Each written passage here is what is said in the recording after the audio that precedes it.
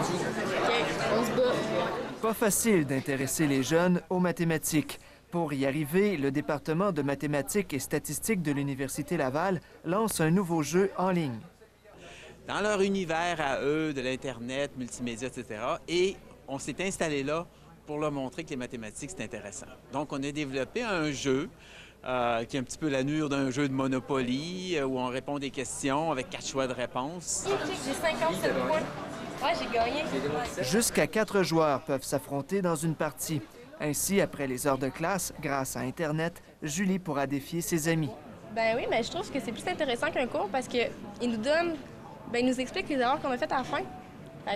C'est comme un professeur, jusque-là, c'est en interaction, on peut jouer avec d'autres élèves, puis c'est le fun. C'est à se demander, même, vous l'avez entendu, si on a encore besoin des profs.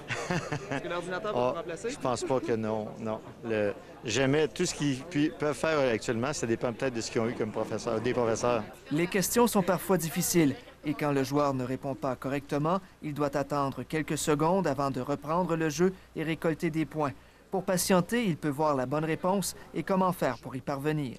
C'est intéressant. C'est comme un résumé de toutes nos mathématiques de secondaire 4 et de secondaire 5.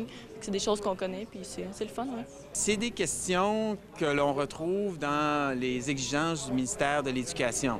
Donc, on est conforme à la pédagogie qui est enseignée actuellement en mathématiques, mais on en a mis un petit peu plus. Et pour prendre une petite pause des chiffres, il y a des jeux bonus un peu plus légers. C'est quand même assez difficile, là, mais c'est le fun aussi, la petite compétitivité qui est créée, mais c'est le fun, c'est intéressant. Là. Le groupe de Jean-Marie de Coninck souhaite développer ce programme pour le rendre accessible aux étudiants du primaire.